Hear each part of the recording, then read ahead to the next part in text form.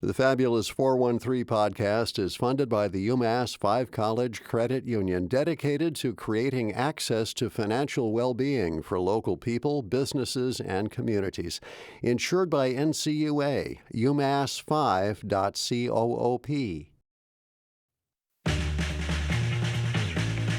Welcome to the Fabulous 413. I'm Khalees Smith. And I'm Monty Belmonte. Later in the show, exploring theater and theater's evolution with Marcia Gomes and Roberta Uno, and a work getting its third life this weekend at 33 Holly in Northampton. It's called Still. And we'll take a closer look at the components of compound words with Emily Brewster, because some of them have sense we've taken for granted.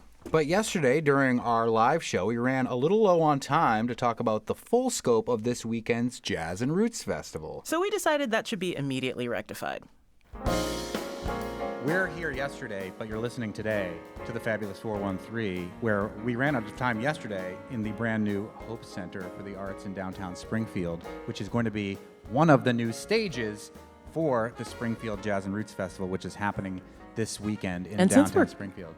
Inaugurating it, we can't not spend extra time talking about the actual festival. Yes, I think we got a taste of the festival with Waterseed on yesterday's show and how it'll be a multimedia immersive experience here in the Hope Center. But we're talking to the founder of Blues to Green, the organizing body behind the Springfield Jazz and Roots Festival, Kristen Neville, and one of the co-producers of the festival, Evan Plotkin. Kristen, Blues to Green, we've had you on many times before talking about this. One time on the top of a double-decker Peter Pan bus in the middle of the heat. This is much more comfortable. It is. And maybe that's the goal of Blues to Green, to make the whole planet a little more comfortable. Right. But tell us, for those who may not remember, what the mission of Blues to Green, what it's all about. Blues to Green uses music and the arts to bring people together, to foster unity and connection. And it celebrates music and cultures of the African diaspora and strives to promote awareness of social and environmental issues and actions for change. And one of the stages named after your husband, Charles Neville, who passed away, who I was lucky enough to know. And it's amazing that we were here with Waterseed from New Orleans, the home of the Neville family, the iconic first name in funk, in my opinion, to connect those dots here to the city of Springfield. Yes, I actually met Lou Hill, the band leader of Waterseed, at a video shoot of my brother-in-law Cyril's. He was filming a video for this song called Lemonade. You know, when life gives you lemons, you make lemonade. Yeah. And so I first met Lou there, and he spoke about some pretty interesting and innovative, creative stuff, which was very similar to what I've been hearing my son Khalif talk about, merging music and art and technology. And like, wow, there's someone else out there doing this. We got to experience some of that VR stuff that Khalif has done, and that is also absolutely incredible and multifaceted. Yeah, you know, that trajectory of the, you know, deep roots of New Orleans music and the different directions and expressions, and like, you know, in the younger generation of the Neville family, and what Waterseed is doing is really fascinating and exciting stuff. Not to keep talking about Blues to Green, but it is the organization that puts on Springfield Jazz and Roots Festival. What does Hope Center mean for your organization, too, both working in tandem in the arts, bringing more arts and culture to the youth of Springfield and further out? Yeah, so this is a blossoming partnership, starting with the festival, that we're able to present some of our artists here. Just having, you know, such an amazing space, you know, equipped, you know, with the latest in audiovisual equipment, but, you know, looking forward to potentially collaborating with them around some of our educational programs, the Legacy Education Project, and which we have in the last 4 years brought artists who have performed at the festival into public schools in the area for 3-day residencies.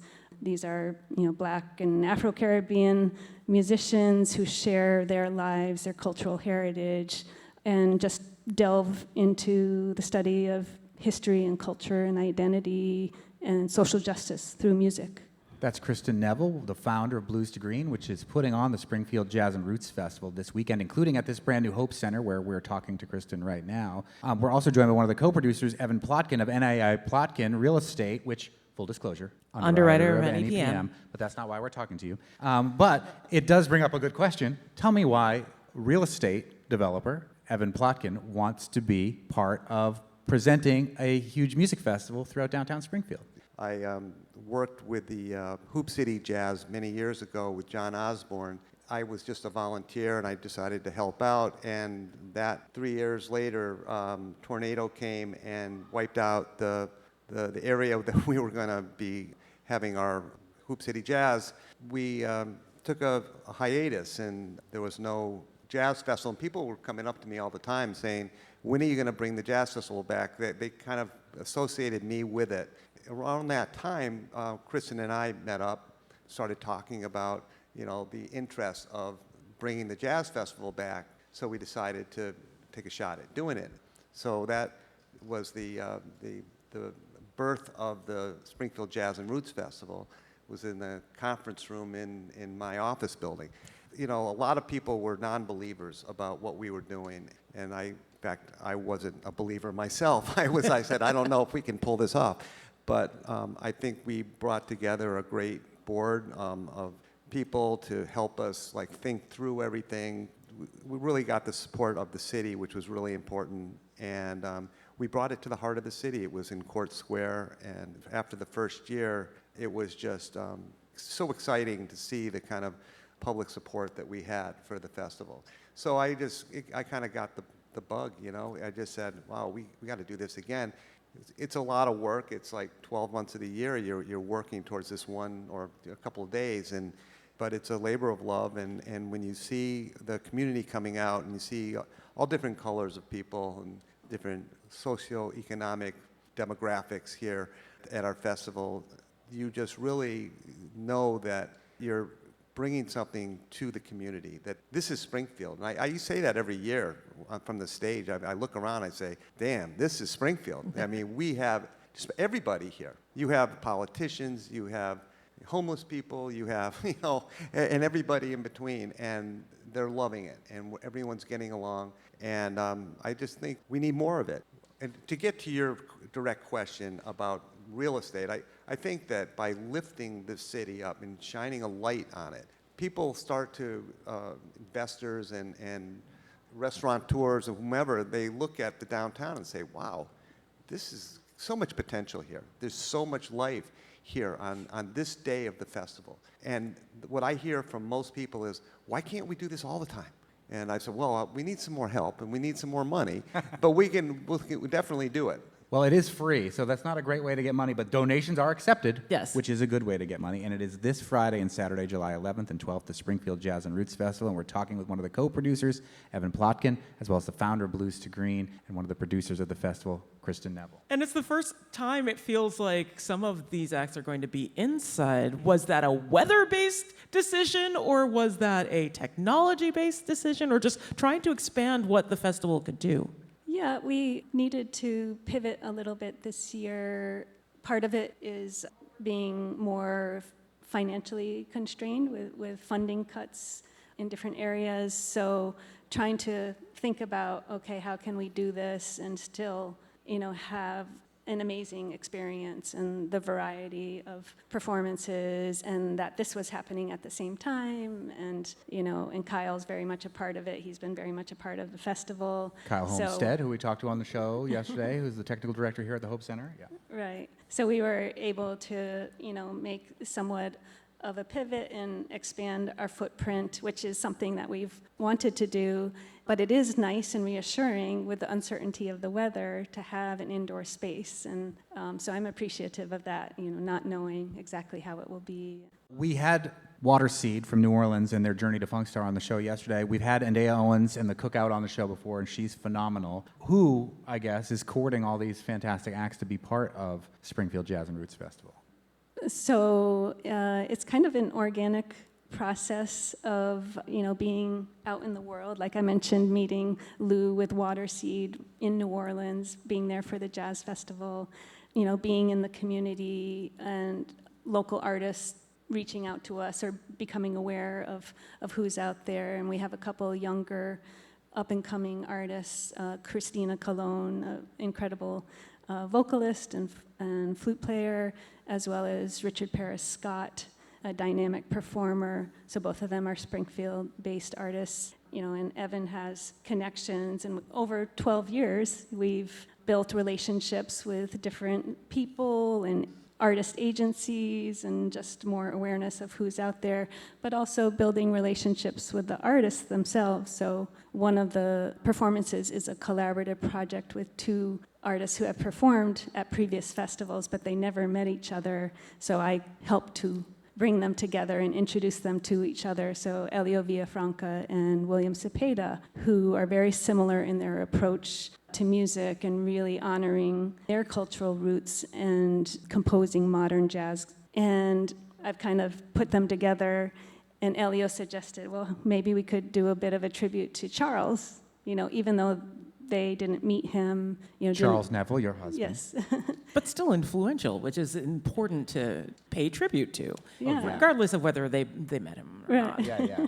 So that was touching that he suggested that. So part of their performance will be a bit of a tribute to the Neville brothers and New Orleans music. And Elio's learning how to play Big Chief on the piano. Classic. Danielle, come on up. Ask questions. Danielle Felton is from NEPM's Media Lab, working with lots of local kids and media, but also hosts a jazz show on WTCC.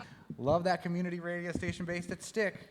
Yes, it's so important. Radio in general is very important. So I know I meant to tell the kids who were here yesterday, or at least ask them, have you ever heard of the radio? It's like a podcast, but happening in real time. real time. Go back and fix it. First of all, thank you. I'm really excited for this year's Jazz Festival as someone who grew up as a jazz baby and started co-hosting contemporary jazz show with my dad from the age of 6.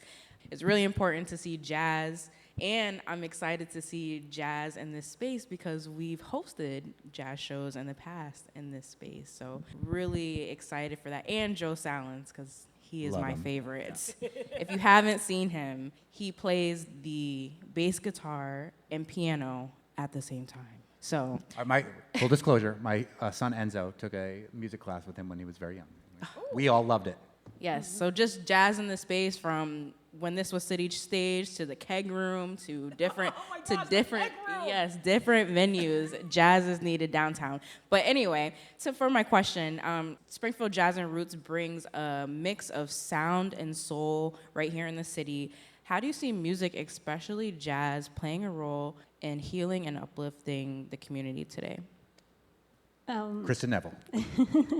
Well, I feel it is a unifier, it is a language that speaks to everyone, and like Evan was commenting on how it brings people together from all walks of life across racial and cultural and economic lines, and so that's a very beautiful thing that happens with this free event, and it spotlights creativity, the inspiration of creativity, and seeing what people are able to think of and create and share, and modeling that for others, and having a space at the festival for anyone of any age to participate in arts activities, to engage in the arts.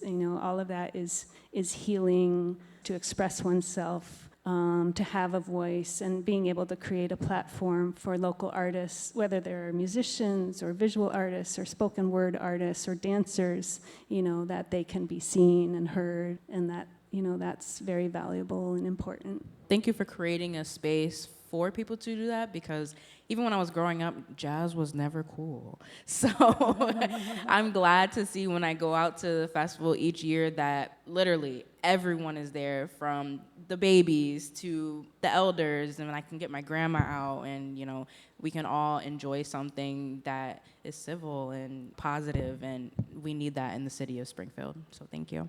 I think the money is good because to put on something like this, you need funds. But outside of that, what are some ways the community can come together to help make sure that this festival goes on, especially in light of funding cuts? Evan Plotkin. Yeah, I think it is a big lift to raise the money for the festival and to do all the things we want to do. In some years, we don't have the funds that we thought we might have, and we have to adjust. But overall, we've always been able to do a great job of putting on some top-tier talent, also showcasing up-and-coming artists and having a very eclectic mix of different kinds of music that appeals to a variety of people. I think every year the reviews of the festival are so positive, and the mayor loves to talk about it, saying that it's never in 12 years been one issue as far as safety or any kind of incidences like that. I look at this festival, it's like a block party.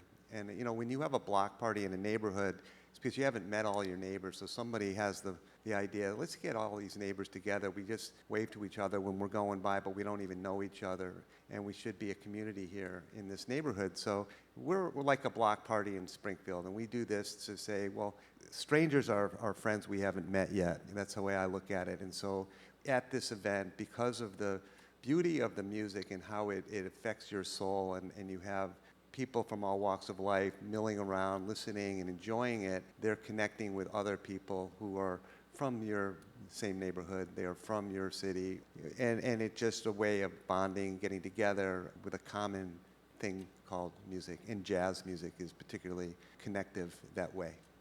But again, the festival is free, so you can just come out and enjoy it. Yeah, and makes it even that more connective to the community. Both the outdoor stuff, where you literally will create a block party and shut down the streets, and this new indoor venue at the Hope Center in Springfield, which we broadcast live from with 200 students in here on yesterday's show. Evan Plotkin, Kristen Neville, the producers of the Springfield Jazz and Roots Festival, which is happening this Friday and Saturday, July 11th and 12th. Thank you so much. Thank Very you. welcome. Thank you for inviting us here. Oh, our Look pleasure. forward to seeing you.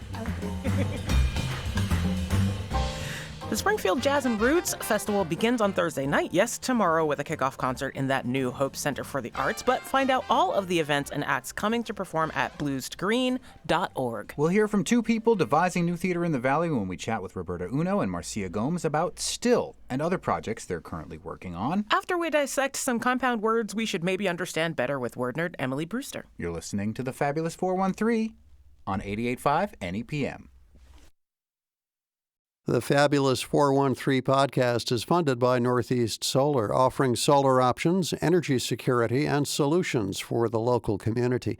Learn more at northeast-solar.com. The Fabulous 413 podcast is funded by Window World of Western Mass, a local family business with experienced craftsmen offering wood, vinyl, and composite windows. windowworldofwesternma.com. I do. What do you listen to? Yesterday, I was listening to a playlist that is just called Ladies. What are some of the ladies that are included on it? And are we allowed to say that in light of what happened in East Hampton with the superintendent a couple years ago? I was listening to, Janelle Monáe, Regina Spektor, Beyoncé, Lucy Dacus. I love all of those ladies. I have a playlist called Ne sais pas une femme, which is all ladies too, referencing that one French sketch that's a pipe and it says this is not a pipe. I also have a playlist that says mostly boys, mostly soft, and it's like all like singer-songwriter, like lo-fi Americana. Nice. There's all sorts of moods. Emily Brewster, resident wordster from Merriam-Webster, busy editing with your ladies, the dictionary based in Springfield, Massachusetts. Here with us in the studio today in the flesh, which we always love and appreciate, compound words. Should we call them confound words? Because maybe some of these compound words confound and don't make as much sense as they do until you dig into their etymology. Sure, that sounds like a great idea, Monty. Let's call it. Let's confound the people by changing the entire term for something they've already... Exactly. What are some of these words? Well, have you ever wondered what the cob in cobweb is? No. Yeah, actually. It's corn on the cobweb. Oh, that sounds gross. Am I close? No, it is not corn on the cobweb. That cob is a word that is related to the word cobblestone, actually. The first thing that the word cobblestone referred to, incidentally, is the stone of a fruit. That was the first cobblestone. And then you I have guess if the you look at rocks. corn on the cob, it looks like a definitely looks cobblestone like road. It's like a yellow road. brick road. Follow the yellow brick road. Well, no. I mean, the cob it's actually a botanical term, that cob part. The word also, actually, cop was what it was. Before it was cob, it was cop. And a cop was just a lump. A lump. I know a couple cops like that. But the cob in cobweb was also originally cop, Okay. but a different cop. Oh, Okay. Yeah, and I just trust the etymologists on this, right? Because I don't know. But they say it, and they say it with great confidence, and I believe them, that the cop that gave us cob web is not related to the cop that gave us corn on the Cob. right. Okay. So where did the cop and cob for cobweb come from? An old word that means spider, just as it should. Yeah, yeah. Okay. That makes perfect sense. Yeah, but yeah. cob meant spider? Cop, C-O-P-P-E, a Middle English word, meant spider. And it came from an Old English word, atorcope, A with a macron over it, Torcoppe. Are you thinking Tolkien? Yes. Because I just read this to PAX last week where Bilbo is taunting the spider, calling it Attercop, Attercop. And I'm like, what the hell does that mean? And why are the spiders so pissed about it? Hey, Attercop, you can't catch anybody. Right. Yeah. That would be why. Old fat spider spinning in a tree. Old fat spider can't see me. Attercop, won't you stop? Stop your spinning and look for me. Oh, that's cool. That's awesome. Yeah. It all comes together. Check out all the cops in the corner. Cob, as a word for spider, was still used in the 17th century, but Tolkien is the one who resurrected it. Wow. It had completely fallen out, but he knew a lot about Old English. Yes. For sure. Yes. Yes. And around that same time, you've got Bilbo taunting lazy lob and crazy cob are weaving webs to wind me. And lob also is an obsolete word meaning spider. Ah, Shelob. Yeah, that makes more sense. Yeah, which is the name of the... Yeah, Lady Spider Lair. Oh. She Yeah. loves Lair. Yeah. See, it all makes so much sense. We think the language is absurd, and it is.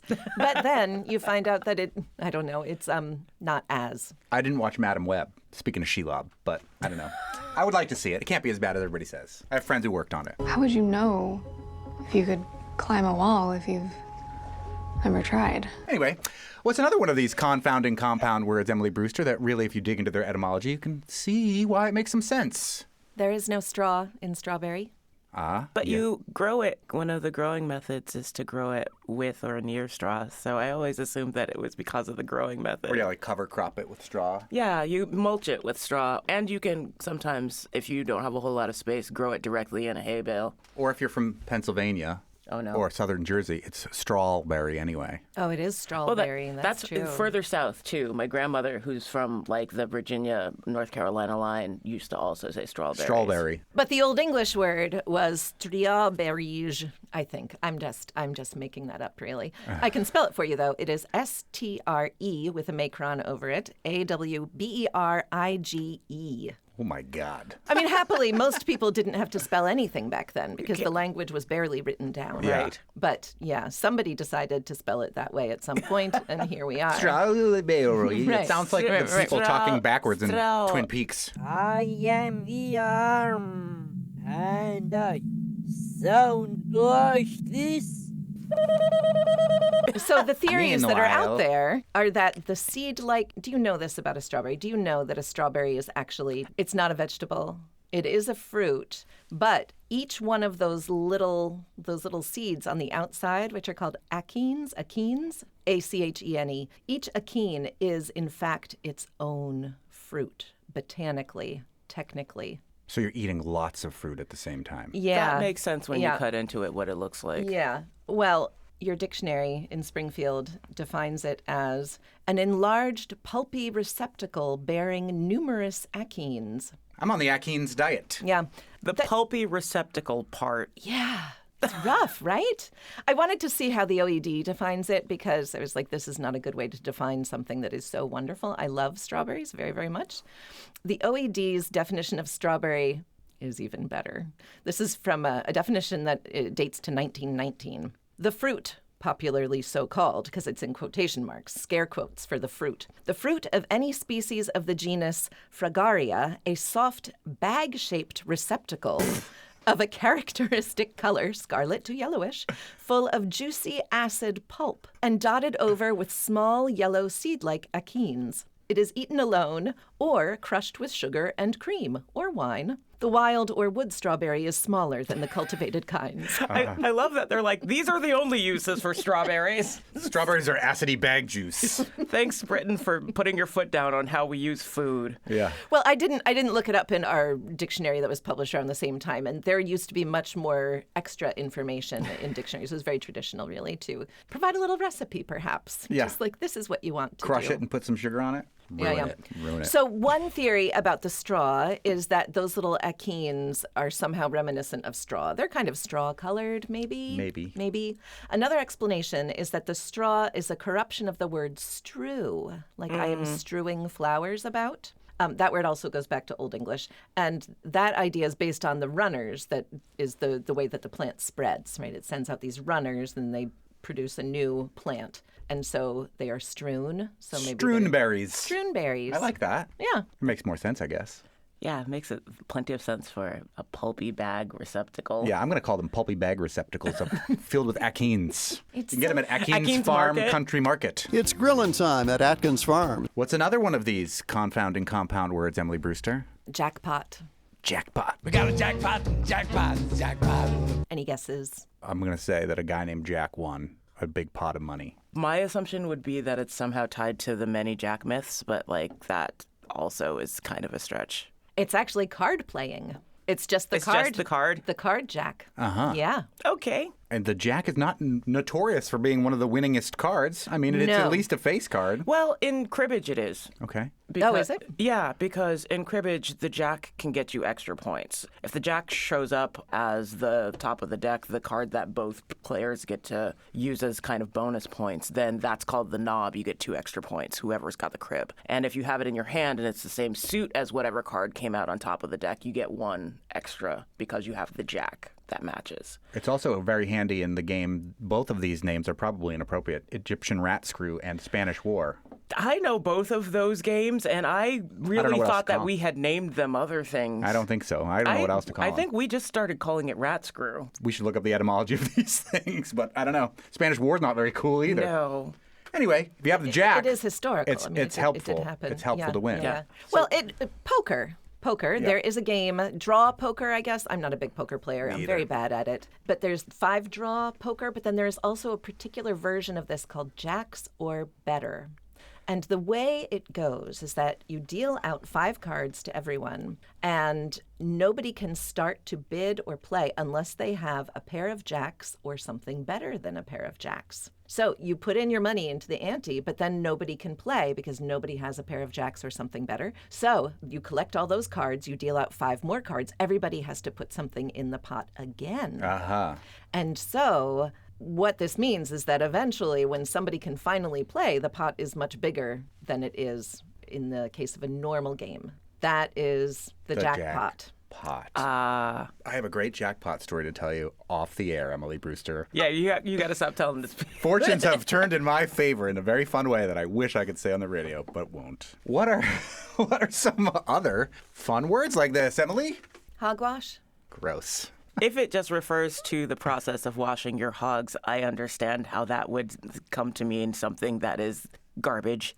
It's worse. It's worse than that. Oh, no. It's the Harley Owners Group wash, when people wash their motorcycles. Just the motorcycles? You're being Hogwash. very kind. I am. But know that I'm thinking other things.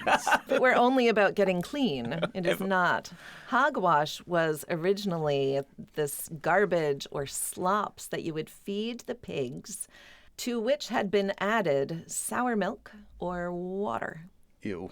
That's hogwash. And that just like bulks it up for the pigs so that they have a little bit more nutrition or something like that, maybe? And liquefies it. Yeah. Oof. Softens it, maybe. Yeah. Easier to masticate. Yeah. Speaking of masticating, hogwash. The feed equivalent of a Boilermaker. Why is that? Well, I feel like that could be on this list too, honestly. Boilermaker? Yeah. Boilermaker. Right. How about piecemeal? Have you ever wondered about piecemeal? I'm going to do it piecemeal. Yeah. Like a little bit at a time. If you do something piecemeal. What is the meal in piecemeal? I don't know. I guess I always thought it was cornmeal or something like that. I mean, I somehow never thought about it as food. Yeah. Me either. Actually, never thought about it as a meal at all. Where does this really come from? Well, it's a suffix. The meal is a suffix, meal, that is completely distinct from the meal having to do with anything we eat. It is this old, now obsolete suffix that meant appointed time or, interestingly enough, mealtime. It's distantly related to the Latin word for measure. But wait a minute. Wait. Mealtime means time to eat. A meal. So it's like saying non-bread. Well, yeah, is it like an ATM machine? Is it just the Department of Redundancy department? But the mealtime and the meal and piecemeal, those meals are not related to each other. Okay. Right, we're talking about the word piecemeal. The only other word that uses this basically obsolete suffix is inch meal, which means to do something inch by inch. This is a word that you will not know unless you write dictionaries, I think. It's vaguely familiar to me because I've been in this business for too long. But so let me get this straight. Piecemeal, the meal is not having to do with food. It has to do with time. That's right. Like the word mealtime, which has to do with food? Yes, but it's the time part that we're interested in. The time part of mealtime is about time. So should we say the meal part of piecemeal is about time? Should we say meal if we want to mean mealtime now? It's meal, and then you would understand that to mean it's mealtime? I mean, yeah, go ahead. Let's see how that goes. It's meal. It's just so fun to say. It's actually very hard to say. If you're a cat, you hear the Meow Mix song when you do that. Meow, meow, meow, meow, meow, meow, meow, meow, meow, meow, meow, meow, meow, meow, meow, meow. There's also a part of an Astro song. Okay. So inch meal, piecemeal, little by little time. Right. A piece at a time. The other an meal, inch at a time. The meal in the food meal has to do with the meal that's in oatmeal and cornmeal. It traces back to a word that means to grind. Uh-huh.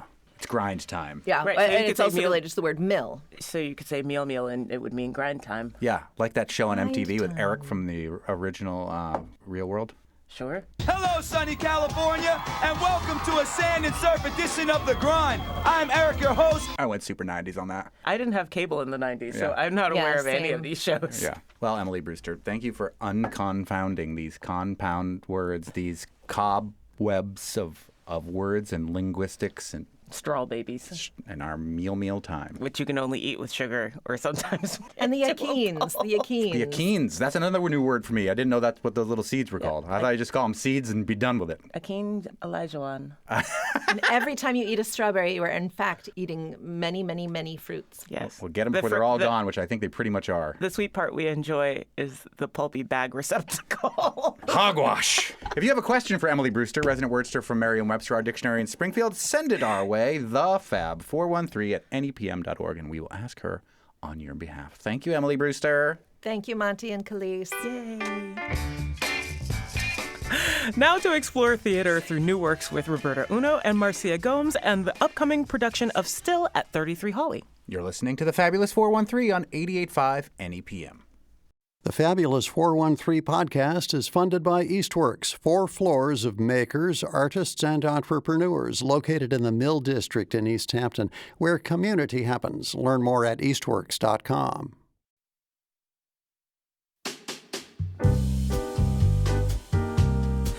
Welcome back to the Fabulous 413. After 2 previously sold-out staged readings, Still, a performed musical memoir written and composed by Marcia Gomes and directed by Roberta Uno, opens with 2 performances this Saturday and Sunday, July 12th and 13th at the APE Workroom Theater at 33 Holly Street in Northampton. Still portrays a black woman's journey to heal herself and liberate her family from a cycle of intergenerational trauma. Through compelling storytelling and original songs, the path to healing is revealed as the wisdom of her ancestors lights the way to wholeness. This powerful production is the first musical composed and written by Marcia Gomes, an accomplished vocalist, multi-instrumentalist, composer, actor, and graduate of Berklee College of Music and educator. Also, the play is directed by Roberta Uno, an award-winning theater director, dramaturg, and founder of New World Theater at UMass Amherst, both of whom join us now. Thank you for coming to the Fabulous 413. Thank you so much for having us. Our pleasure. So I'm curious so this is the 3rd time that you'll be putting this work on its feet in one way or another, but the first time you're not doing a reading of it. Is that correct? Yes, we are going to be off book. Yes. Fingers crossed. Yes. I recognize those aspirations. It's like we are this close. We will be off. We will be. That's a good directorial will be off book. talk. Yeah. It's true. And as scary as that may be, it really feels great it feels great with Roberta's support to be able to take these stories and these characters and interact with them with this amazing cast, which includes 5 singing actors, including me, but I mostly only get to play 2 roles, narrator and me. And my other 4 singing actors are going back and forth. It's amazing to see between many different characters. And so you've got to change your posture, you've got to change your voice. Every once in a while, we giggle when someone surprises us with a new prop that we haven't seen before. And then you have to say your line and stay in character. And you've got a live band. And a live band. And really, in this particular piece, the music is a character. It's that important to the story. Is that one of the ways that this has changed since its first iteration when you were just doing the reading? Yes. What happened before is I created these home recordings of the songs and the music, and because that was a very first staged reading, I would just play the recording, -1s, and then we'd sing along with them, and it would sound full, and it actually. It worked okay, except that every time I had to turn around and press play or stop, I fell out of character. So, yeah, and plus I was, showing my rear end to the audience. Just a minute. But having the band right beside me has been like it's a dream. These are amazing musicians. Even though I don't feel my music is that crazy complicated, it's very nuanced, and you have to play with feeling, and they have to listen for our cues. And I created endings for all these songs, but sometimes we might end quickly, and they have to look at each other and say, "Okay, we're going to end at the last time through." So they're also improvising a little bit and reacting to the action and the storytelling, which I have to say is so much better now because I have had the support of Roberta, who has been both a director and a dramaturg. Yes, with Molly Maxner as a co-dramaturg, she's been doing a tremendous job helping to structure the script. For people who aren't in the theater world, what does a dramaturg do that is important to a production that we've seen? We've actually, even on this show, Marcia Gomes got to see the progression of this from staged reading to now this fully fledged version of this. It'll happen this weekend at 33 Holly. Roberta Uno? Yeah, sure. I used to teach directing and dramaturgy at UMass. And to me, I'll always be a director first. And to me, the role of a dramaturg is often what I think should be incorporated into what a director does, which is really working with the playwright, or if there's, if it's Shakespeare and there's no playwright living, working with the script to really clarify, and in this case, do the rewrites, revisions, ask the questions. Why not start with a song here in the second act? Well, maybe we want to do a scene instead.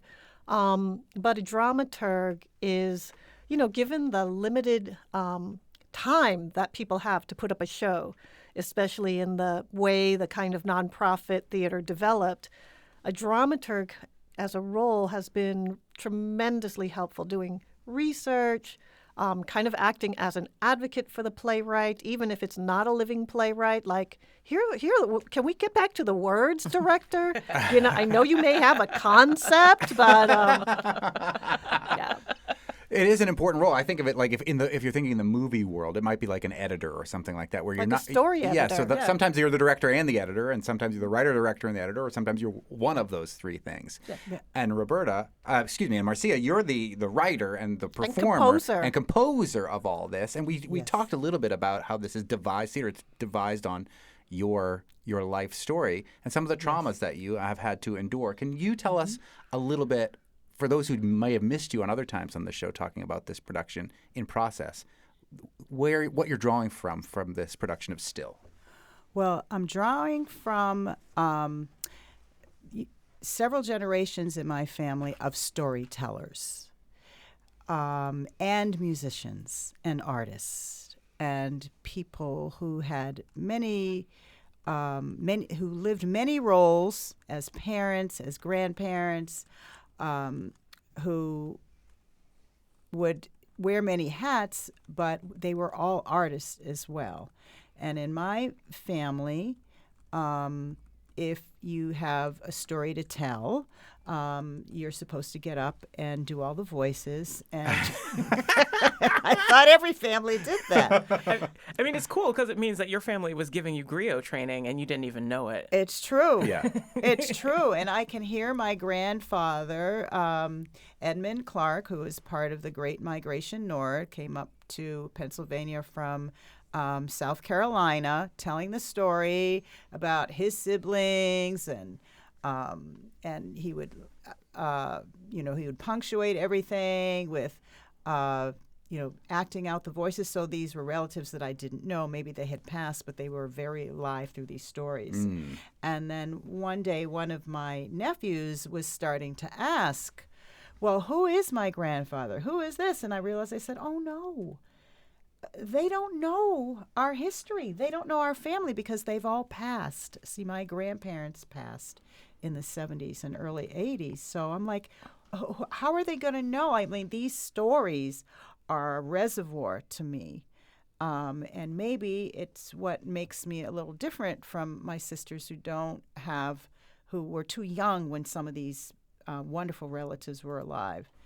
So even though our generation has experienced trauma, I have this joy and this love and this resilience and this wisdom that's been passed down from my ancestors, who in my spiritual practice, I don't believe they've passed because their love is so real to me. I just feel they're with me in another way.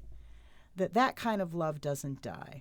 It never dies. And especially when you tell their stories, it brings them back to life in this terrestrial plane, I guess. Mm-hmm. In a way that's important that I think is lost on some cultures. Right. Yes. Yeah. And Roberta, as a dramaturg, was brilliant. She had come to an early staged reading, and she had another rehearsal for another production, so she only saw the first half. And I thought, oh, no, she ended there? She won't be back. Oh, well. That's the end of that. But she saw enough to understand the heart of the story, and she came with many questions, and she listened from the heart. And she helped me to see, and one of the best pieces of advice she gave me is she said, she could tell what the strengths were and, where the challenges were, and she could see it as an audience member, so she could see where the audience would get confused. But she'd ask me, now, what were you thinking here? What's your hope here? And she helped me to understand when you're creating a theater piece that's autobiographical, there's a struggle between telling the full truth and telling what's most important. And so sometimes it wasn't important to say, well, where do we learn this story? Well, Cousin Becky told Aunt Babs, and Aunt Babs told Dad, and Dad wasn't going to say anything. So, our half-sister so-and-so told me. And then, Roberta just looked at her. And Roberta was like, how many characters? How many characters? And then a really fun dramaturgy thing that she did to help with the dialogue being more authentic, which I thought was great. Okay, so I won't give too much away, but someone in the play is a Patriots fan. Okay. And she knew immediately. She said, if they're a Patriots fan... They don't say Patriots. The Pats. The Pats. Exactly. No one's going to believe you if they say, I am a Patriots fan. It's good to have a dramaturg. There you go. Let's take a little break right here, and then we'll come back and talk more about this fully fledged stage presentation of Still that'll happen at 33 Hawley this Saturday and Sunday in Northampton, July 12th and 13th, with the writer, performer, composer Marcia Gomes, and director and dramaturg Roberta Uno. You're listening to the Fabulous 413 on 88.5 NEPM.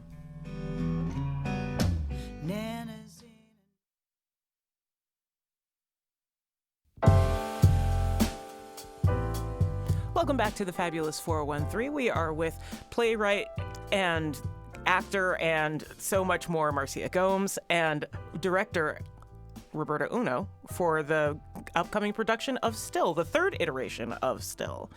And we were talking a little bit during the break about more things that the dramaturg has brought to this particular production. So, Roberta Uno, you had a fantastic point. Can you enlighten us as to something else that this dramaturg has brought to this production? Sure. I mean, one of the things that I saw right away was that she was invoking ancestors. And that was really, and she just said that's part of her spiritual belief. And I also come from a different cultural practice that reveres ancestors, that honors ancestors. But I'm originally from Hawaii and Japanese American, third generation. And I'm part of a cultural practice that I was invited into, a cultural genealogy by my kumu hula, master hula practitioner Vicky Holt Takamine, and also Keikuhi Kanakaole for protocol and chant. And I have learned that we don't just say ancestors generically if we're going to be going that deep. We have to name our ancestors. Because if you call on all your ancestors and you open that up, well, some of your ancestors were not good people. There could be violence in your background. There could be people that you really don't want present in your life. And, Kikuhi says people don't you die and you become an ancestor. No, it's your living descendants that make you an ancestor, and they do that by naming you. And so, I brought that up to Marcia, and I said, you call on the ancestors, and who are the ancestors specifically that you're calling on? And then she went into her different aunties and found photos, and yeah. It was amazing because then what I had was like the Greek chorus, and I could imagine them all hanging out in heaven trying to figure out how they're going to help us. Oh, my goodness. There she goes again. That Marcia, always in somebody else's business. She means well, though. She's trying to help them by writing a play. Trying to help everybody by writing a play. But you came to a previous performance of this, but Marcia, I'm curious if you'd seen any of New World Theater's work before Roberta had left You hadn't. No. Because Roberta Uno, kind of a legend when it know, comes in to the theater, Valley, New World Theater legend. and beyond, and Thank our you. very good friend Len Berkman, another theater legend that's spoken so highly of you for such a long time. And thank you. you. And New World Theater, an important piece of UMass theater history as well. And frankly, really beautiful that you're working together on this because your work is clearly in her wheelhouse. Because you were really trying to bring people of color to prominence in the theater world in the late 1970s, right? Absolutely. Roberta? Yeah, that was the idea. I came out here on a full scholarship to Hampshire College, looked around and said, somebody called me a minority. And I was like, who are they talking to? I didn't know that I was a minority. I had never been raised as a minority. And then I looked around and I said, oh, wow, I really am. Because you're from the only state where you're not. Well, I know, it's so true. Hawaii is the only state that was never white dominant. And then Los Angeles, California, where I was raised, was also very multi-ethnic. Your baseball team, your, church, every institution. And so coming out here in those days to a small private college, and, it was just not the thing to have that type. And it won't be the thing if, the current administration has the type of erasure of voices and people. We have to tell our stories, which is why I founded New World Theater in 1979. A long time ago. Thank you so much. And we discovered after we started working together, and a little while before I figured out just what a legend that she was. Had I known, I would have been too shy to speak to her. So it's a good thing I didn't know. But we discovered when we posted for one of the first stage reading with Roberta's direction that we had already met. We met in 1993 when she invited a Boston production called Sing, Silence is Never Golden, to UMass to perform. Yep, to New World. So you'd been out here. Yeah. She was the one she brought. Yes. I performed in front of her. in 1993. That's awesome. Now it's come full circle. I know. She is your Full dramaturg.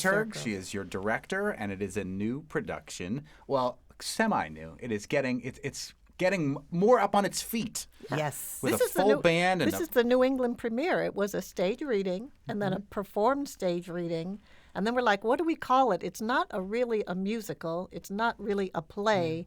It's so hybrid. So we are calling it a performed musical memoir. And that performed musical memoir is called Still, and it was written and composed by Marcia Gomes and stars Marcia Gomes, amongst others, with a live band, and was directed by Roberta Uno, and with assistance in the world of dramaturgy as well.